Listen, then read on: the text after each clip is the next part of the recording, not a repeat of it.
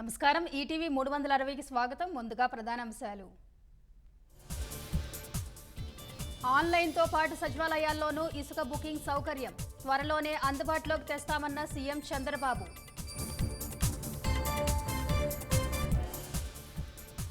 సర్కారీ ఆఫీసులపై 300 మెగావాట్ల సౌర విద్యుత్ పలకల ఏర్పాటు ఎన్టీపీసీతో ప్రభుత్వానికి కుదిరిన ఒప్పందం.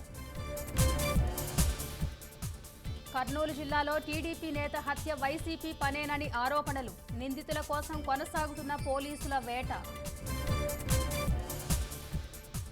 వెయిటింగ్లో ఉన్న 16 మంది ఐపీఎస్లకు డీజీపీ మెమోలు.